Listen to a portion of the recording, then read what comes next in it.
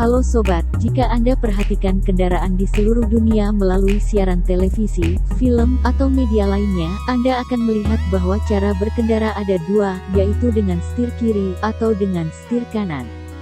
Lalu muncul pertanyaan, mengapa cara berkendara tidak disepakati kiri saja atau kanan saja?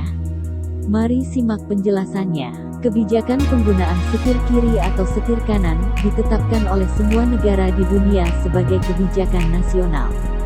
Untuk menetapkan setir kiri atau setir kanan, pemerintah setiap negara sudah mempertimbangkannya untuk jangka panjang, jadi akan sangat sulit berpindah kebijakannya dari setir kiri ke kanan atau sebaliknya. Jika perubahan dilakukan, maka akan timbul biaya yang sangat besar, sehingga banyak negara yang tidak mau mengambil resiko tersebut untuk mengubah cara setir kiri menjadi kanan atau sebaliknya. Penetapan setir kiri dan kanan dilatar belakangi oleh sejarah setiap negara.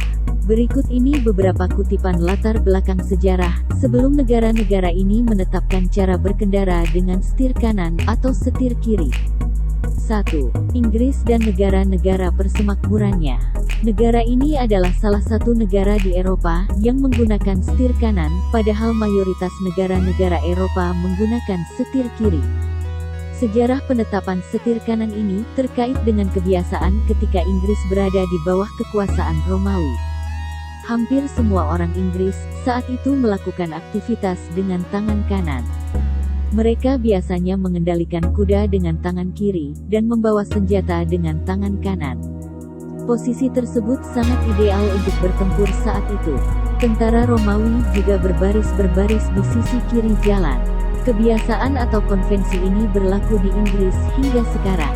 Kebiasaan kendaraan melaju di sisi kiri jalan, dimasukkan dalam Undang-Undang Jalan Raya, yang disahkan pada 1835, dan aturan ini diterapkan ke wilayah-wilayah yang menjadi koloni Inggris atau negara-negara persemakmuran Inggris, seperti Malaysia, India, dan Australia. Pemerintah Inggris pernah melakukan kajian tentang kemungkinan beralih ke setir kiri pada 1969. Tapi Inggris memutuskan bahwa mengubah sistem ini terlalu mahal, karena semua infrastruktur sudah terlanjur didesain untuk setir kanan, sehingga wacana setir kiri di Inggris tak pernah diterapkan sampai sekarang. 2. Jepang. Kebijakan Inggris dalam menetapkan setir kanan, juga diterapkan pada negara-negara yang memiliki sejarah kerjasama dengan Inggris sejak dahulu. Salah satunya adalah negara Jepang. Para insinyur Inggris merancang kereta yang didesain untuk dikemudikan di sisi kiri. Akibatnya, muncul aturan yang mewajibkan berkendara di sisi kiri juga. Dengan kendaraan melaju di sebelah kiri, maka setir kendaraan akan berada di sebelah kanan. Sekarang Jepang adalah salah satu negara dengan menggunakan setir kanan. 3. Indonesia. Saat zaman Belanda menguasai Indonesia, Belanda lah yang pertama kali mengenalkan kemudi di sisi kanan. Aturan tersebut karena sudah menjadi kebiasaan di Indonesia, akhirnya digunakan sampai sekarang.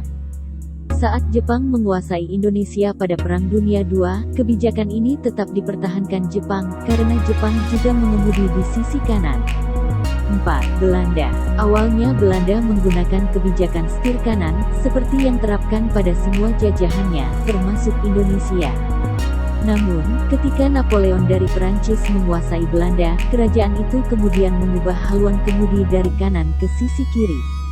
Akan tetapi, perubahan haluan itu tidak diikuti wilayah jajahan Belanda, termasuk Indonesia dan Suriname. Karena itulah warga Indonesia hingga kini tetap mengemudi di sisi kanan. 5. Amerika Serikat memilih sistem setir kiri, dengan alasan bahwa kebiasaan ini sudah berlangsung sejak lama, dari zaman ketika sapi-sapi dimanfaatkan untuk menarik pedati di Amerika.